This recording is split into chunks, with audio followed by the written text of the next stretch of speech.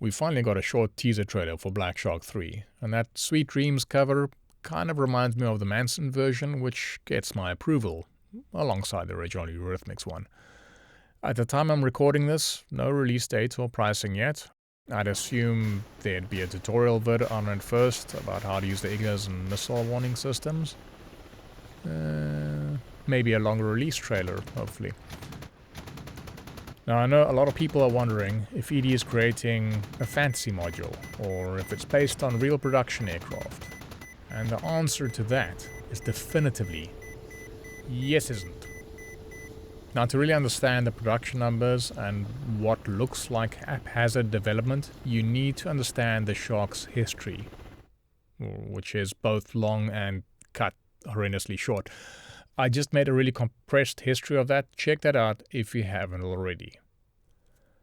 So the real life Black Sharks, Yellow 24 and Yellow 25. If you go looking, you'll find the side numbers can be confusing. 25 was labeled 15 initially, and over time there were two 24s, or rather the side number 24s. What I'm going to refer to as number 25 was specifically serial number 800-05. It was the last pre-production V80, V80 being the K-50 prototypes.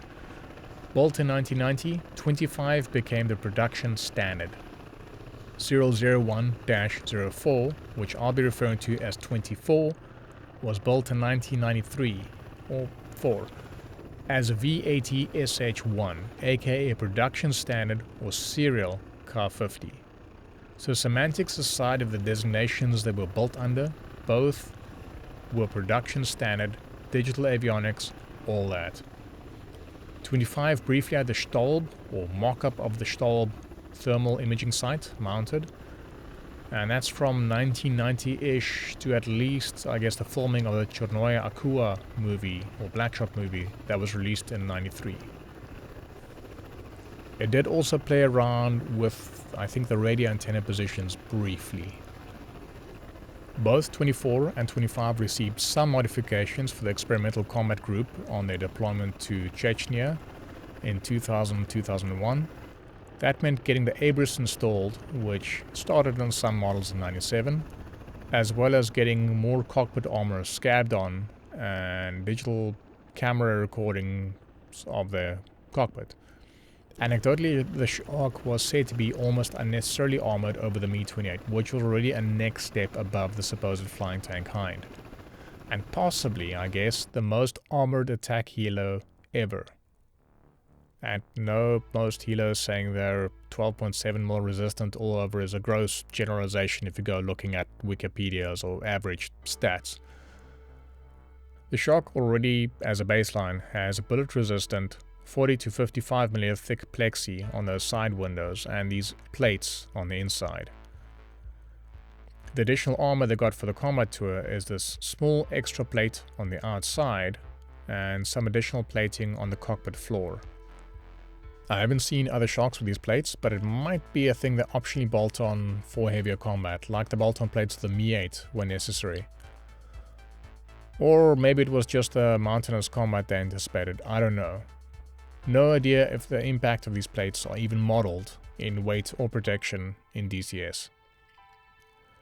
There might have also been some subtle changes in the indicator positions after the combat tour, but I'm not sure that happened. Now later, number 24 had its lasers upgraded for designation somewhere after 2002, which they then tested buddy lasing in 2005 and 6 for Su-24 bombers with the KH-25ML and CAB-500L, so SAL missiles and 500 kilo laser guided bombs. This laser designation had time limits on overheating, so it required coordination to launch attacks, which is what you'll see in DCS when you're designating for a buddy with the chunky KH-25 missiles. Supposedly 12 targets was pushing its limits of the laser usage. Apparently the K-50's laser was strong enough for designation, so it wasn't a new laser, but minor modifications, possibly just software. Either way, supposedly no other Sharks were funded to have this upgraded designation laser, given the Shark wasn't getting any more funding at that point. Funny thing is, detailed photos I've seen of number 25 with the missile warning system, that it has that exact switch for designation in the cockpit. And I've seen other cockpit photos with that switch as well, but I can't say which sharks they were from. The DCS module Black Shark 2 is modeled after Yellow 24, so strictly speaking it's modeled after the only production shark that had the laser upgrade funded. Though the laser upgrade in DCS isn't fully modeled. Specifically, you can only laze for your own KH-25 missiles and other Black Shark's KH-25 missiles. From my testing, it doesn't work to laze for any other airframes, even Su-25s with KH-25s, nor does it allow you to buddy laze for other Soviet or Russian jets, or work with Russian JTACs, etc. I don't know if ED back in the day chose to have what they regarded as the most feature-rich shark at the time to model, or if that was the only one they had access to, that specific machine and its docks. Might even be at the time it was projected all sharks would get that upgrade. From what I can tell from some extensive digging, if you don't flip this switch, then it's dead on number 25 in Black Shark 2. Which, if you play like me, those KH-25s very, very rarely get put into play as a trade-off for the multi-use Vickers, and you may can't do the useful designations for other units. And if you ignore the bolted-on plates, it's most other serial Ka-50s after 1997. Do note, over the years, Kamov or maybe the production plant seemed to be kind of random with the mirrors. Some sharks didn't have any, some had the cool separate werewolf ears, some had a solid bar like the last few sharks. Not sure why that is, as it's not even a evolution switching up to the Ka-52 format. I guess that's what happens when you have half-made airframes sitting around for a decade waiting for funds. So graphically there'd be slight differences. For all other intensive purposes, it's Black Shark 2. I've seen some comments that the Abras couldn't have possibly been that advanced in its induction in 97. It would either have to be a stunning piece of fiction for ED to write 114 pages in their manual, in the same format as the rest of their manual, translated, code all that, including features no one would ever use for a system very, very few would have known even existed. I've seen other sources saying that selecting steer points for the Abras could command the Rubicon autopilots flying the Shark, so it might have been more integrated than DCS has it right now. Note, only a few Sharks were funded to receive the Abras, so the older ones would have only had the paper map in that space. For those wanting to portray accurate Ka-50's late Cold War, while the Shark was already blowing up things early 80s and was meant to already have been produced in large numbers late 80s, things were delayed. The targeting system was still getting a bit of work, and it received the digital avionics about 1990. First serial Shark rolled off something like May 1990. So if you ignore the laser designation and the Abras, then the Black Shark 2 could barely squeeze in the last few months of the Cold War.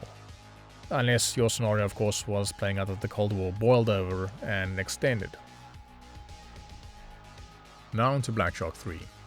BS3 was originally a graphical overall inside and out, the missile warning system, and directional infrared countermeasure pods. But then the new Russian law things happened. ED put BS3 on ice while they considered what to do next. They then released the upgraded cockpit interiors meant for Black Shark 3 for free to Black Shark 2, and a while later they put Black Shark 3 back on the menu in a different format.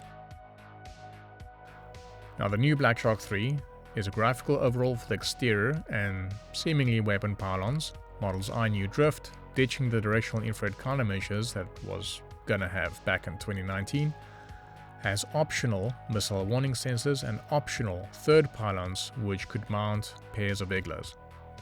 So looking at each of these features, what I personally like or dislike about them, and how they compare to reality. So the graphical overall is stunning. Yes, a few rivets are literally out of place. I don't really care. And those wondering about authenticity, I have seen photos of Car 50 pilots with the green helmets, like the revamped pilot bodies that we'll be getting later separately, I believe. As long as I can also get my shiny gloss libraries looking like they're supposed to, fantastic. I've been looking forward to the Shark looking good from the outside and hoping it could have the glossy liveries.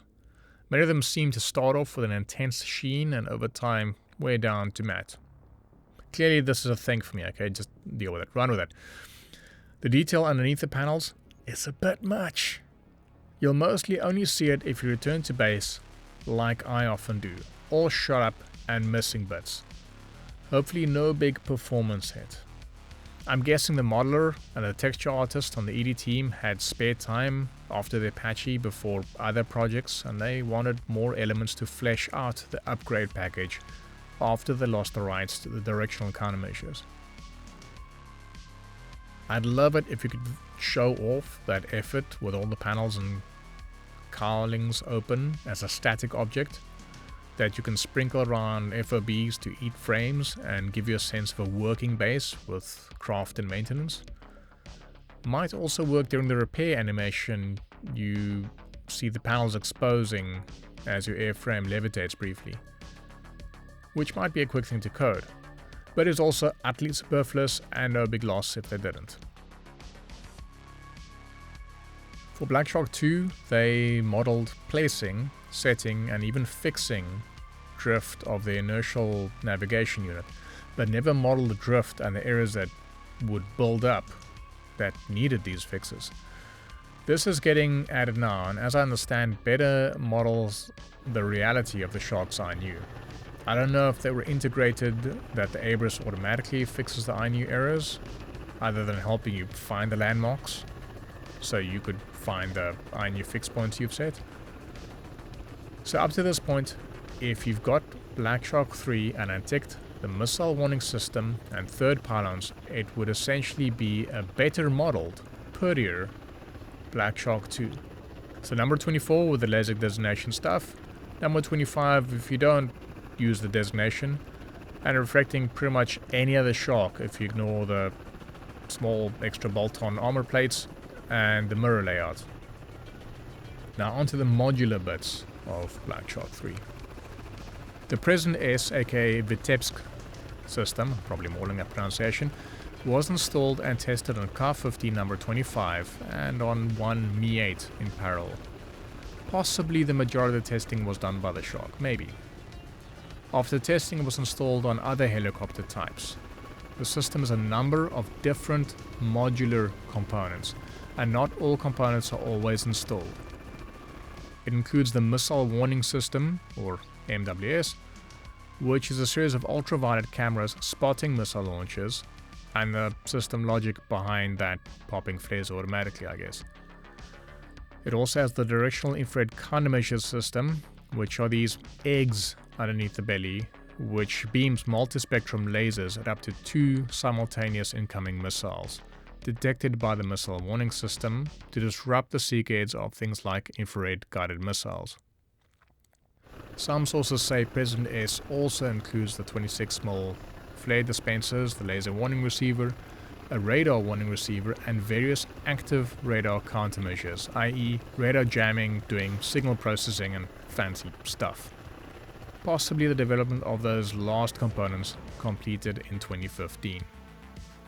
Black Shark number 25 was installed with at least the missile warning system and directional infrared countermeasure pods and the systems controlling it in December 2003.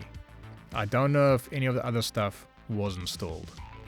Originally 4 directional countermeasure pods were recommended, but Kama felt that was too much weight and that 2 pods would cover the whole lower hemisphere.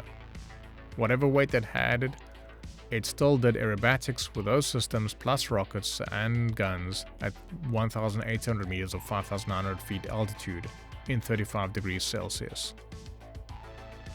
Testing continued, and by 2009 they felt the missile warnings worked fine, but the directionally infrared countermeasure pods needed another year or two from what I understand. In 2011 they tested it deflecting Iglas off a Mi-8 running full engine power on the ground, and it was approved for other helicopters. Ka-52s have a setup similar to number 25. Some Mi-8s have it, and the Mi-28 only has the missile warning cameras of the President S, but not the directional countermeasure pods. I don't know about the electronic warfare elements. The last two Black Sharks produced, numbers 27 and 28, were completed in 2009 without President S and had their final flights in 2012, probably having been used for training. Somewhere in those 3 years, they were fitted with missile warning systems and the slots before the wheel wells where one could later fit the directional countermeasure pods. By this time the Black Sharks had practically no dev funding for over a decade. It's way past the mock-up stage, so unsure why these sensors were added. All I could find were the photos. So I wouldn't know if they received the other upgrades like the laser designator, unless maybe Kamov was hoping there'd be a renewal in production of the newer standard shocks that would accompany as gun platforms to the new Ka-52 commanders. So President S existed on the serial production Ka-50 beyond number 25.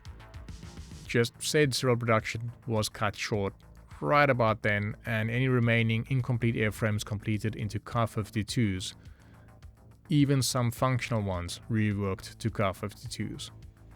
I have also read people saying they found number 26 also had MWS, a reference saying the Night Shark 018 was the first displayed with missile warning sensors, but I haven't personally found photos of this. I don't know how the cockpit would change for the missile warnings or how they would be indicated.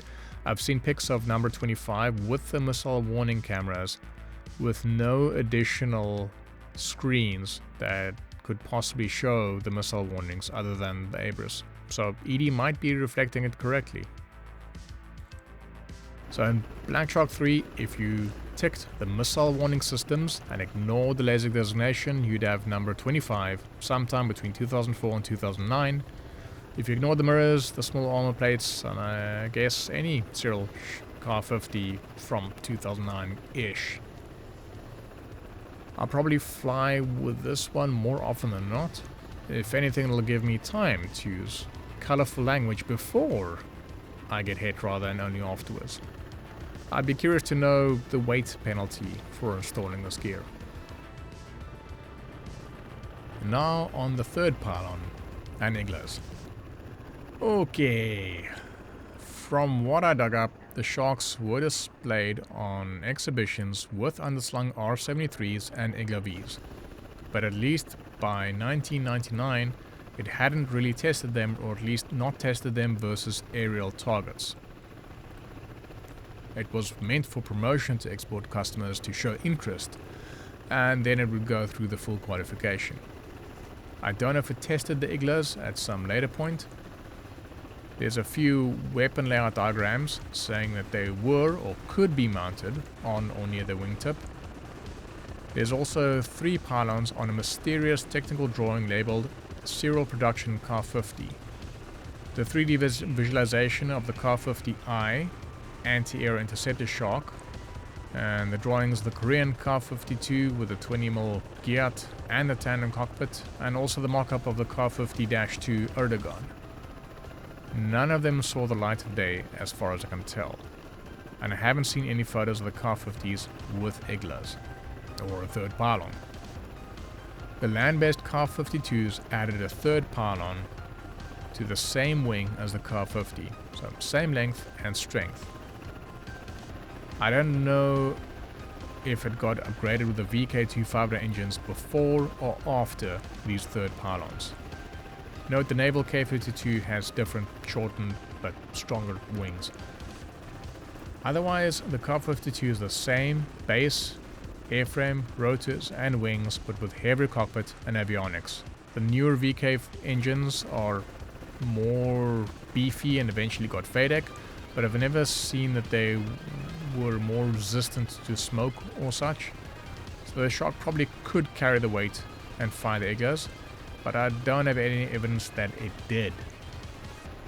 So in Black Shark 3, ticking the option to show the third pylon is, from what I've researched, likely fictional, and so would be mounting Iglas. Very easily could have happened, but probably didn't. Personally, I'll play around with it a little, but mostly I'll probably save the weight and just use the Vichers I'm highly likely already carrying if I run into another helo that isn't getting SAM'd. Vichers have longer range, all aspects can't be spoofed by flares, won't divert to friendlies unless you direct it that way, and has a bigger void. In a rare aspect hit in real life, on the left side tail of a 33 meter or 108 foot wingspan Tu-16 bomber, it ripped the opposite wing off and incinerated the whole plane. So I'm assuming it would do pretty bad things to any slow moving helo it hit. I prefer not having the third pylon at all, but if the only slots near the action have it, that's fine. If the default was for the pylons to be unticked in the mission editor, like I think it was for the Heinz R60s when it came out, that would be my personal preference as well. Just, purity's sake. Just means that less servers will add them willy-nilly.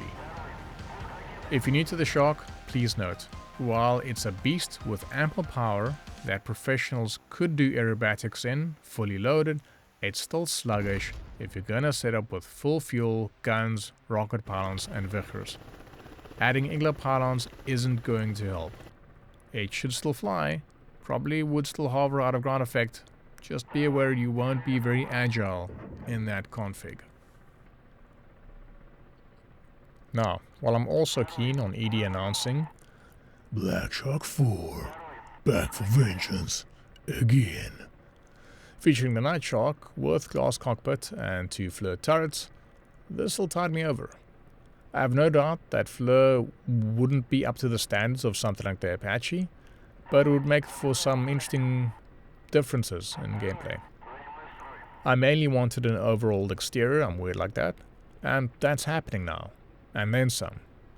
And it's not like a lot of modules have had that treatment. I'll probably be running Black Shark 3 with the missile warning systems and without the extra pylons if I have the choice. Now, I wanted Black Shark 3 to extend the level of attention to Black Shark 2's growing bug list as maps and core mechanics get changed. What's happening is interesting though. Someone is clearly paying a lot of attention to multiple systems of the Shark, trying to hone it in on the realism of the source material, I guess. This is going way further than the feature list of Black Shark 3, and it seems to be happening to Black Shark 2 as well. Now, most of these features have been left to the community to experience as bugs and then explore around, rather than ED doing full quality control around these features and then advertising the cool stuff they've worked on. This could be better. But it's interesting in that at least some of it's being added to Black Shark 2, and it seems like someone is digging deep into the systems to overhaul things, which is cool to see. Hopefully that keen eye extends to some of the older reported bugs, new stuff like the laser burning out, and making the default old campaigns recommendable again. Now I know they upraised the weapon pylons as well, and my personal kink would be that they also add the fuel braces. The Kar-50s and Kar-52s are unique in that they don't just mount the PDB 450 fuel tanks on the pylon, but they have 2 additional struts or braces going inwards, fixing it to the wing. And this is because of the extended flight envelope. You don't see this on Mi-24s and Mi-28s, despite their supposed agility. And I'm not actually sure if I've seen a Kar-50 or Kar-52 without these fuel braces when they've mounted the fuel tanks. So, while it's a tiny graphical thing, it would be cool seeing that. In the December 2019 screenshots, they showed 4 pylon Vicher racks. Car 50s did set out with Vichers that had only 4 and 2 missile tubes hoisted up. Being able to do that and run with rocket pods with half-filled rockets would polish up nicely what we have already. On that note, I wouldn't mind if they also added some new rocket types for the Soviet helos, including the thermobaric and flechette rockets, along with the S-13T bunker-busting rockets the EDA manual delves into extensively. That would be cool. In conclusion, Black Shark 2, 100% real, and seemingly simulated fairly close to the real thing. The laser designation was a one-shot, I think, maybe. 100% real, just not rolled out to the small production line that was dying off quickly at the time. Black Shark 3, everything's real except the optional third pylons and the Iglas, which are likely hypothetical. I can understand the position ED was put in when they already showed this research, modeling and perhaps coding effort back in December 2019, gave the free cockpit overall and the efforts to salvage the man hours they already put in. Might be a thing to make the module more appealing after losing directional countermeasures. Also understand I get my info mostly from published books and public websites. It's entirely possible ED had interactions with the Commonwealth and knows something I don't. Just recently I discovered a shark flying with skydivers hanging off the pylons, and another pic of a night shark with drone control wingtips. And I still don't know what always went into those massive travel pods when it wasn't just flight test equipment. Was it shipping beer or extra cannon rounds? Now whether you think Black Shark 3 or a subset of the features you're going to use is worth ED's price tag will be up to you. Whether you think the third pylon thing is the greatest sin known to mankind, or a component of the module to ignore while you enjoy the other stuff, or a cool what if you want to play around with in, or go airquake in, it's up to you. ED's implied it's going to be like the 18C2 tank killer upgrade, so if you have Black Shark 2, that will keep working, and as long as the mission creators add slots for BS2 and BS3, you're still on. And no, I don't think you're absolutely losing a competitive advantage for not having the new features. And no, I don't suspect sharks will suddenly unrealistically become jet killers on PvP servers more than they already were with Vichers. So while your shark may not be as pretty or give all the missile warnings, I reckon your core experience will be very similar. BS3 should be discounted for BS2 owners, at least for a while. I don't know if that's an indefinite discount. I don't know if they'll keep selling Black Shark 2 indefinitely, or if they'll at some point discontinue to only sell the upgrade to existing BS2 owners and the full BS3 module in their stores. That's if it follows the ATNC tank killer example, I don't know. But that's deep speculation of mine, so wait for the price, wait for the discount, decide for yourself. I'm happy we're getting an upgrade of this extent and this kind of attention to detail in the background if it gets the required polish. You don't need to be happy. Hopefully you've seen enough of my and other videos to know if you like the shark, in which case maybe Black Shark 2 is all you need. Or maybe not. Maybe you need the more.